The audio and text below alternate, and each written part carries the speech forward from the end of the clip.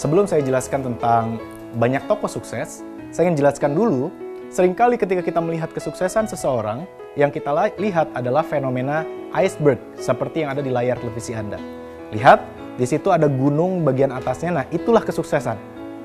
Kita seringkali, yang kita lihat itunya tuh, kesenangannya, kebahagiaannya, kokoh berdiri, sudah hebat, sudah maju, sudah sukses, sudah banyak uang, sudah dikagumi banyak orang, karyanya sudah banyak. Yang kita lihat sering hanya sebatas fisik yang kelihatan. Seringkali kita tidak belajar dari kegagalan mereka. Ternyata lihat, Anda boleh lihat di TV Anda, slide yang sudah saya siapkan. Ternyata di balik kesuksesannya, atau hal yang menopang kesuksesannya itu terdapat berbagai hal.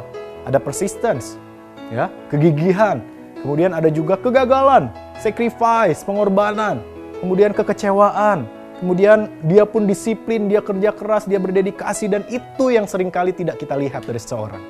Yang kita lihat enaknya aja, yang kita lihat suksesnya saja.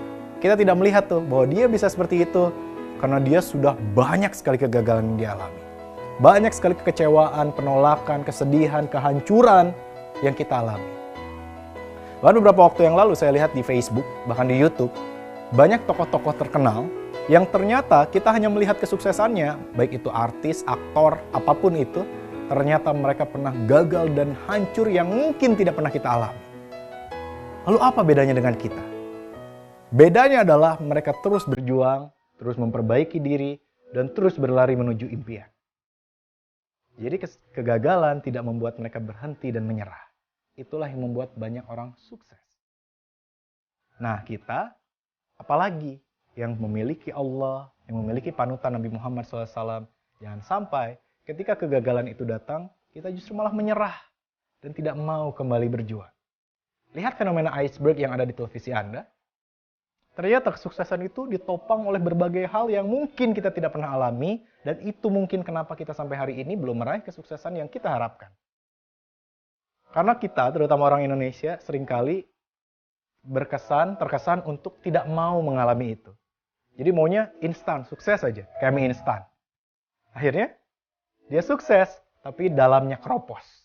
Dia sukses, tapi suksesnya membuat dia jauh dari Allah. Dia sukses, tapi suksesnya membuat dia jauh dari keluarganya. Dia sukses, tapi suksesnya membuat dia kehilangan keimanan.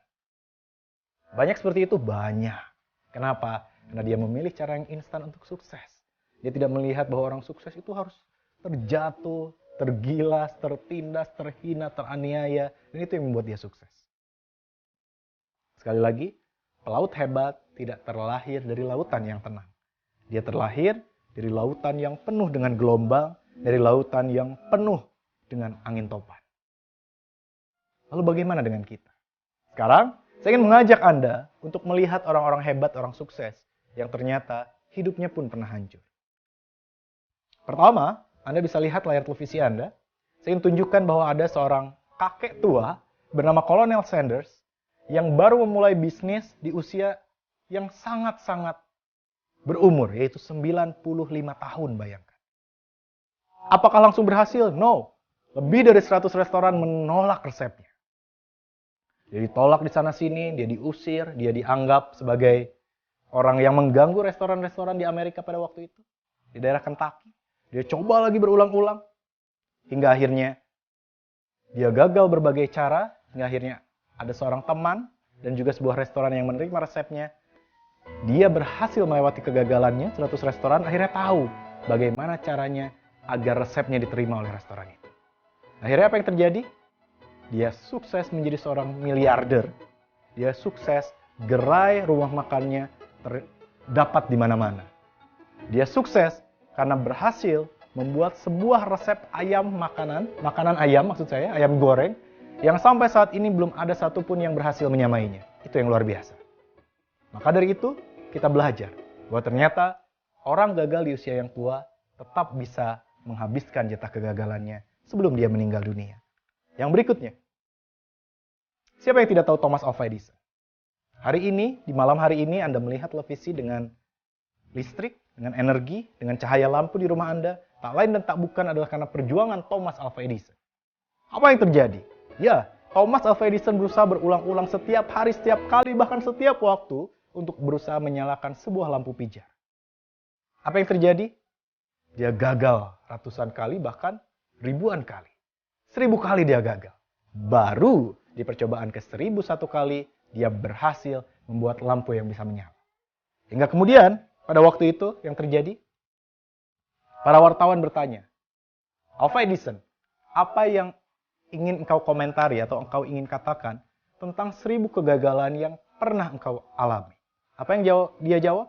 Dia mengatakan, wahai sahabatku semuanya, saya tidak pernah merasa gagal 1000 kali. Justru saya sukses 1000 kali untuk menemukan cara bagaimana agar lampu itu tidak menyala. Hingga akhirnya saya tahu bagaimana cara agar lampu pijar saya bisa menyala di percobaan yang ke 1001 kali.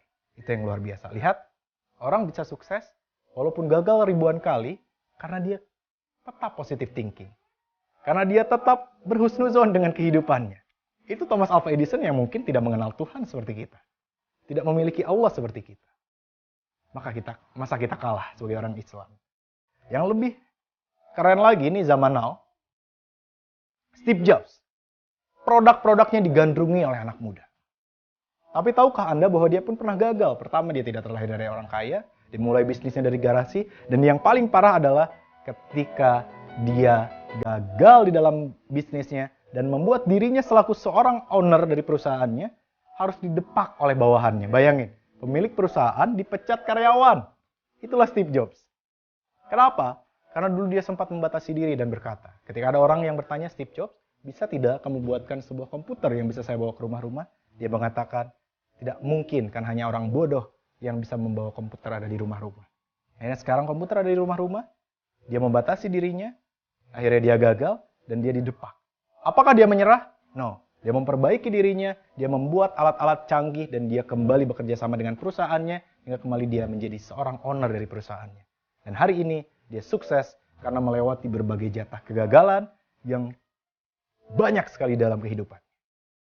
Dan yang lebih hebat lagi adalah Mark Zuckerberg. Siapa yang tidak kenal Facebook hari ini? Apakah dia langsung sukses? Berbagai kegagalan dialami. Dia tidak langsung membuat Facebook, pemirsa.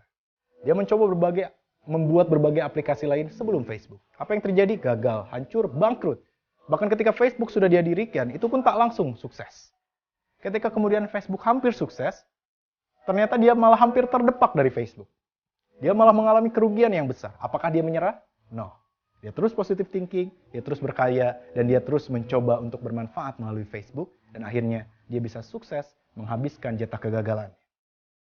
Dan yang berikutnya, ini yang paling luar biasa. Allahumma sholli ala Muhammad wa ala ali Muhammad. Pemirsa yang dihormati dan disayang oleh Allah Subhanahu wa taala. Ternyata Allah berikan contoh seorang manusia mulia yang menjadi contoh bagi kita umat di akhir zaman. Nabi Muhammad SAW adalah seorang ummi, seorang yang mulia, yang Allah tunjuk dan berikan amanah menjadi nabi penyampai wahyu dari Allah Subhanahu wa taala. Tapi apakah karena dia nabi kemudian Allah tidak memberikan kegagalan?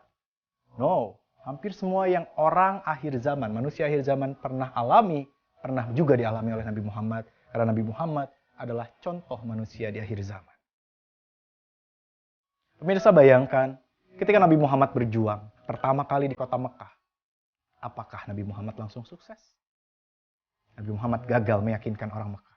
Nabi Muhammad gagal meyakinkan sang paman. Nabi Muhammad gagal meyakinkan para ketua-ketua Mekah, tetua-tetua Mekah. Pimpinan-pimpinan Mekah gagal. Akhirnya ketika dia kemudian harus berdakwah secara terang-terangan, orang pun kemudian melempari dengan batu. Orang melempari dengan kotoran unta.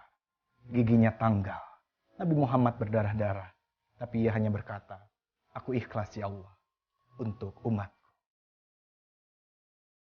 Bayangkan pemirsa semuanya. Nabi Muhammad terus berjuang. Bahkan di perang Uhud, ia melihat sang paman yang juga berjuang bersamanya pun gagal. Untuk memenangkan pertempuran Uhud, dia pun gagal di perang Uhud, Nabi Muhammad. Apa yang terjadi? Hamzah, sang paman, tertusuk tombak, kemudian dibuka perutnya, dan kemudian diambil jantungnya, kemudian dimakan oleh Hindun secara mentah-mentah. Dan kemudian ketika dimakan, Hindun angkat jantungnya dan berkata, "Wahai Muhammad, aku takkan pernah masuk ke dalam agamamu. Aku takkan pernah masuk ke dalam Islam." Tapi apakah ketika kegagalan demi kegagalan itu membuat Nabi Muhammad menyerah? Nabi Muhammad terus berjuang. Hingga kemudian ketika akhir hayatnya, Nabi Muhammad sukses menyebarkan Islam di Mekah dan di Madinah. Bahkan hingga hari ini, Nabi Muhammad berhasil menjadi orang yang paling berpengaruh nomor 1 di dunia. Tidak ada satupun orang yang berani mengatakan almarhum Muhammad. Bahkan ketika seorang mengatakan Muhammad, orang akan mengatakan Sallallahu Alaihi Wasallam. Di mana tidak ada tokoh lain yang mampu menyamainya. Pemirsa yang dirahmati Allah, inilah perjuangan Nabi Muhammad pun juga menghabiskan jatah kegagalan, memberikan sebuah pelajaran indah bagi kita. Bayangkan, jika pada waktu itu Nabi Muhammad SAW menyerah ketika gagal meyakinkan orang Mekah. Apa yang dia lakukan? Ia terus berjuang. Tapi coba bayangkan jika Nabi Muhammad menyerah. Apakah mungkin hari ini kita mengenal Allah dan Rasul-Nya? Apakah mungkin hari ini kita mengenal sholat? Apakah mungkin hari ini kita tahu siapa pencipta langit dan bumi? No. Karena Nabi Muhammad tidak pernah menyerah.